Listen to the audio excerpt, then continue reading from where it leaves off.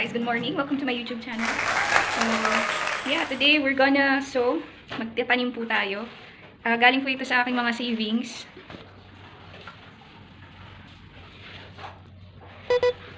So, dahil marami po tayong time this ECQ season, might as well start our own vegetable garden. Pero actually, before nagtatanim na talaga kami kasi yung mother ko, mga farmers talaga sila from La Union. So, talaga lumaki kami sa mga pagkain gulay, root crops, ayan, saluyot, dingding, yun. Pero ngayon, this is kind of special kasi ano siya, nagtanim kami. Bumili ako ng mga items from my own savings. I will share ko sa inyo yung susunod na vlog ko regarding sa savings naman. So, how to save. So, dito pa yung mga, mga tira-tira. Mga natirang from the savings. Pero sobrang happy kasi ito yung mga nabili ko from the savings. Ito pa yung bike ko. So, I bike. Papuntang office, daily form of exercise. Kailangan din to maintain health, good health, brain function. Siyempre, pang patas din ng good cholesterol. Alam mo naman, medyo mabigat tayo. So, kailangan napabalanse ng food intake yung physical activity. So, ito, nakabili tayo. Galing to from Divisoria, pero we have a shop nearby.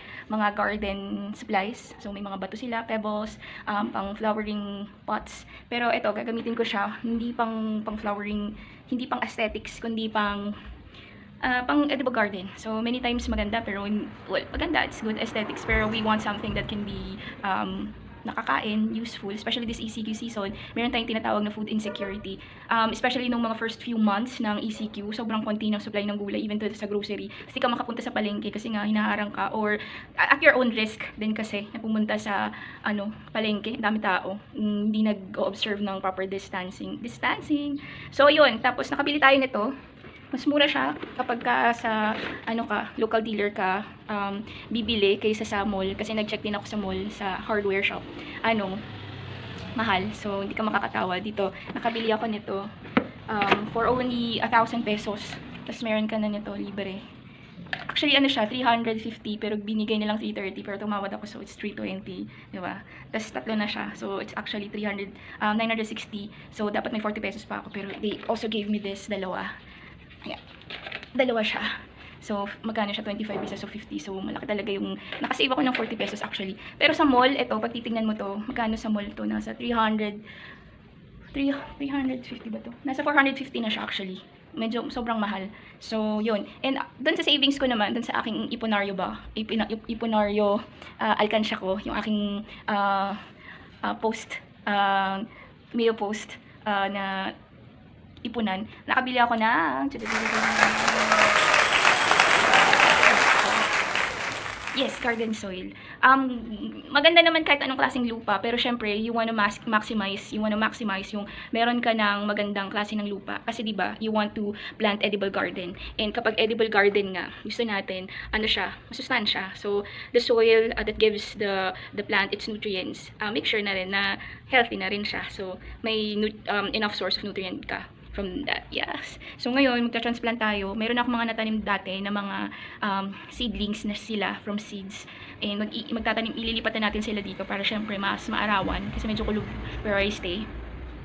And then, yun, para mas maarawan sila, mas maganda yung tubo nila, they have enough spacing. So ano ang mga itatanim natin ngayong araw? Ang itatanim po natin ay kamatis. Yung pechay, ipaplanting na natin siya on magagawa tayo ng separate na planting. Magpapasibol muna tayo sa ating mga ayan. So sa ating mga egg trays, kasi mas maganda na in-space out natin sila ang isa-isa para hindi sila magkadikit-dikit at mas maganda yung tubo nila. And then mas maganda pag spaced out, well spaced kasi yung mga plants natin, mas maganda talaga yung sibol nila. Mas well fed sila with the nutrients coming from the soil, hindi crowded, so yung growth nila ay yun, hindi na-hamper. So I think it's also the same with people. Mas maganda kung meron tayong space for growth, no? So tara, let's plant. Ditong first batch na gagawin natin is transplantation. O magta-transplant po tayo dito ng mga napunla na po nating kamatis way back nung pang-start ng ECQ. So, kailangan ng spaces, tsaka kailangan din maarawan. So, yun po. So, hayan, magta-transplant na po tayo ng ating mga seedlings papunta sa ating mga plant boxes. So, magkakahiwalay sila, katulad po ng nabanggit ko kanina, kailangan separate kasi kailangan ng space.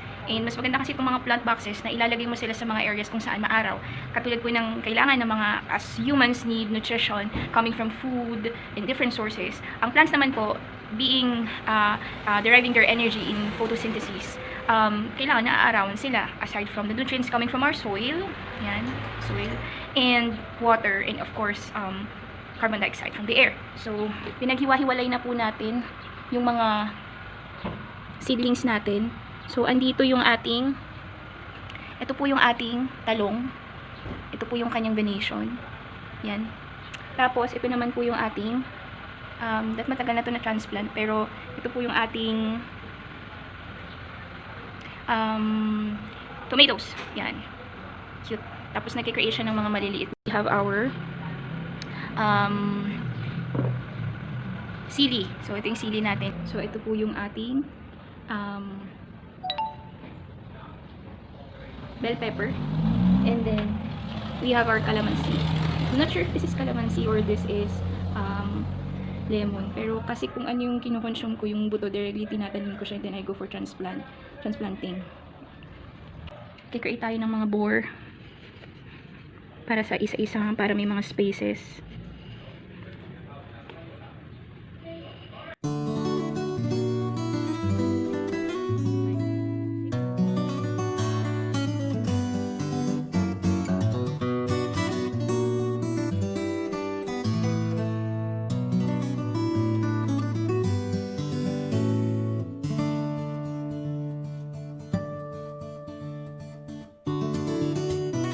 What's up you guys? So ito po, na-transplant na po natin ang ating mga talong.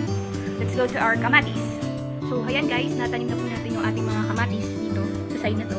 Dito naman, i-devote ko siya for my okra. So I'm maximizing as much space as I can with the variety of vegetables that I can plant. Kasi limited nga yung boxes. Try din nating magtanim ng radish. So, I don't know, pero may buto pala ang radish. Galing, di ba? Yung, ano ba Tagalog ng radish?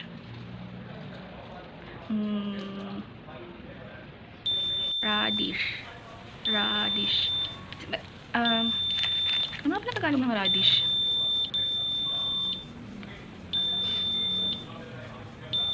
Labanos. Pero ito po ay ang buto, mahiwagang buto. Ayan. Nakikita nyo naman po. Akala mo munggo, pero actually buto po ito ng okra. So, gustong-gusto ng mga Japanese ang okra, usually yung mga bata, sa kanila, mga kids, bata pa lang ang mga snacks nila is either fresh pepper, bell pepper, yan, pinapapak nila ng fresh, or okra. And maganda na nasasana yung bata pa lang sa yung palate niya, yung dila niya, sa mga lasa ng gulay, kasi pag lumaki siya, nandun na, gusto niya nang kumain ng gulay. Unlike most urban kids right now, mahilig sila sa mga hot dogs or tocino na masarap talaga siya, of course, seasoned with sugar. Gusto natin yung matamis, maalat. Pero yung i-reap mo na harvest sa health mo, hindi rin siya ganun ka-beneficial at the end. Lalo na kapag lumaki sila, mahilig lang silang kumain ng mga meat pero not more, very low intake of vegetables. So, ayun, kaya maraming maagang namamatay because of, you know, improper diet. And always remember that diet is actually, we're doing chemicals ang food, we're taking it inside our body. So what it does in the body is either will be beneficial for you or not. So might as well eat food that will be good for you. So dito po sa plant box natin, so we have the kamatis. Dito ko naman po itatanim yung ating mga okra. Ang okra masipag bumunga. Hindi na ito yung first time na nagtanim ako. Sa tingin ko, it's my 5th time na nagtanim. Meron din kami sa office na ito. And nakita talaga namin kapag naaarawan talaga siya. Tumataas siya ng siguro mga 2 to 1 meter pataas talaga. Tapos malalaki talaga yung bunga niya. So this one, ang variety nito ay okra, smooth, and green. May iba bang kulay ang okra? So tatanim natin siya 1 piece per hole. Kasi nga, ako lang naman kakain. Share ko din of course sa iba. Pero masipag kasi siya eh. So, pagtatanim lang ako ng kaunti, and then, isasama ko yung radish sa tabi niya. Tingnan natin kung bubunga. I tried planting carrots before, dun sa, mas malaking plot, dun sa dati ko tinitirahan. effective siya, oo, pero make sure lang na mataba yung lupa mo para mataba din siya. Pero nabuhay. So, sabi nila sa mga malalamig lang naman na lugar, I think, oo, malalamig na lugar, tsaka matatabang lupa. Pero kapag inaalagaan mo, may oras ka to take care of your vegetables, nabubuhay naman talaga sila. So, may kaibigan ako, she has diabetes, tapos ang kinakain niya talaga is yung tops nung carrots. Yung pinakatangkay niya, yung pinaka-leaves niya, yun ginagawa niya yung salad. And siya yung unang beneficiary nung aking, carrot. So, carrot tops. Pero maliliit lang talaga siya kasi nga hindi, tinry ko lang siyang tanim. Posible pala talaga siya. So, try natin ang radish. First time ko magtanim ng labanos. Hindi ko alam, meron pala talaga siyang mga buto-buto. Interesting. So, tara!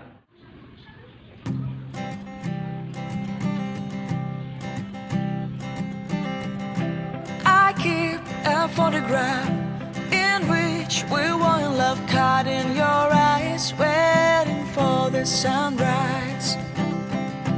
I barely even knew who you were. What did you do? I didn't care, 'cause you were perfect, I swear.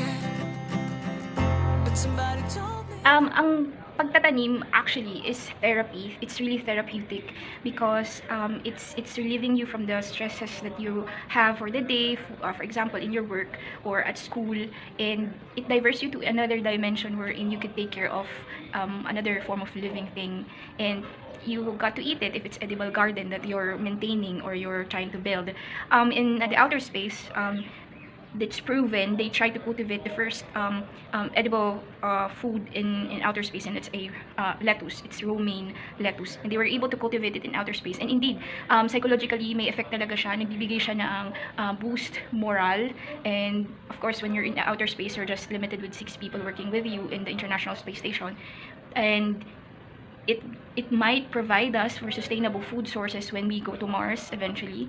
So, hindi tayo mapipirmi sa mundo, gusto natin gumagala.